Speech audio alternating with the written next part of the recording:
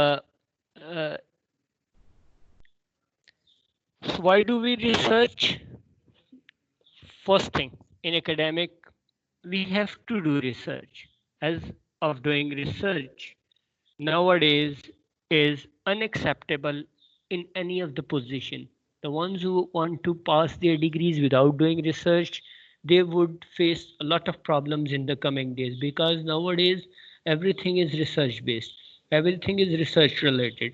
Whether you are doing a normal job of you could say of a scholar, of a research assistant, being a teacher or teacher assistant, or any sort of job that you intend to do, is after getting your academic degree, would be related to your research degree, and that position to be described as not research active implies and indeed invokes isolation in the distant steps of the academic. So if you don't have any kind of the interest in research, you are at a wrong place. You have studied, you have selected the higher education, higher studies, and that studies is purely based on academic research. And in let us not assume that doing research is always and simply the chosen pursuit of the academic or a scholar.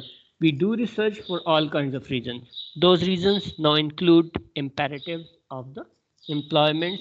And in this particular essay, we can see that the modern world, or at least the modern West, has made much of the centrality of the education and the knowledge to the lives of the modern citizens. So, our modern students of autobiography is acting within a discourse which emphasizes the importance of information and claims openness about a civic virtue. So we have to remain open, we have to remain vigilant, we have to remain within that academic resource, but we have to also engage in modern students of autobiography, is that within a discourse which emphasizes the importance of information and claims openness. So information about people involved, because research is, as we have already seen in critical studies and in cultural studies, research is what? Research is people related, individuals related. So when you conduct individual related research, definitely we people belong to the people of humanity, people of social sciences, and we have to conduct research on a literary writer, upon the text. And that is not possible that you exclude the writers, life writers, age writers, history writers, sex writers, gender, or all those practical, you could say, preferences of the writer. So we as human beings are all the time engaged in those kinds of discourses where writers have much significance. Writers are engaged in from all types of perspectives. So the individuals who are the subjects of autobiography live in the same way as the researcher.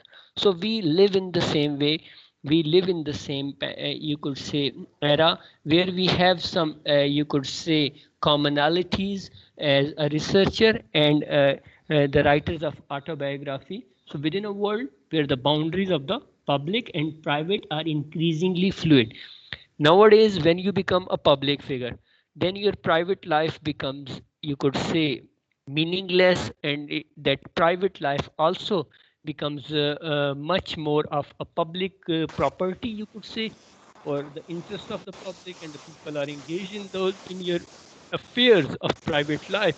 And that is why when we study all those literary writers, we tend to investigate their biographies, we tend to investigate or their autobiographies. We seek all those autobiographical elements, such as one example, when you read Dr. Faustus. Has anyone of you read Dr. Faustus by Christopher Marlowe? Yes, sir. So, what are the Yes, sir. autobiographical element in that?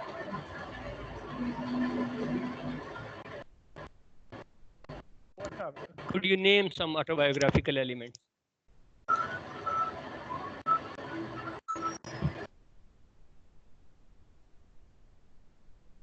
Yes, anyone? Zoya, are you there? Yes, I am, sir. Yes, so yeah, you have gone through autobiography, or you have gone through, you could say, that particular text. So, did you find any one particular autobiographical element in that text? Sir, I cannot say exactly it's whether it's about autobiography or something else, but I can talk about age. I Uh-huh. mean, Marlowe belonged to the age. I mean, before he was the contemporary of Shakespeare, Uh-huh. if I'm not mistaken. Yes, And he was corruption, contemporary. Okay. Mm-hmm. corruption was Okay. there. Acha. And That the trend of morality and mystery play, mm-hmm. Age का वही trend था, और उसमें भी वो उसी category में fall करते हैं। सिर्फ Mm-hmm. जो था, जैसे कासल में प्रेजर्वेशन था, Uh-huh. गुड और बैड के दरमियान फाइट थी, बाइनरीज के दरमियान, तो वही फॉस्टिस में दिखाई गई है। Uh-huh. So anyone else? Is there anyone else who could tell me about the autobiographical elements in Dr. Foster? Sir, the spiritual suffering of Foster is very much relatable to Marlowe, as Marlowe himself was Mm-hmm. led to revolt against laws of God or religion and society. And these things are very much reflected in Dr. Faustus as well, as Faustus is a rebel to God and is offering suffering, or is offering to Satan. So we can say that there is there are autobiographical elements So in Dr. Dr. Faustus's Faustus. character and the character of Christopher Marlowe, we can just easily draw parallel in both of them. You could simply see that how the character of Dr. Faustus is in a way representative of Christopher Marlowe. Why so? Because there are many autobiographical elements starting from their education in theology, starting from their university life, and then you could see how both of them end their life too in the text and in reality. Both of them were ambitious, both of them were true men of Renaissance. So you could find many elements of autobiography. So some people might argue that he was a literary person and we shouldn't argue. That is what argument is there when we read reader response theory, and that reader response theory doesn't allow us to go and ransack the personal life of a particular writer. But as a writer, you cannot exclude anything, because a literary product is what? That is your desires, your intentions, your ideology, your, you could say, philosophy. As a human being, when you live in a society, you are a product of that particular type of ideology. Whether you like it or not, whether you like it or not, you are a product of your own circumstances. So the boundary between personal life and the boundary between public life is a very fluid. It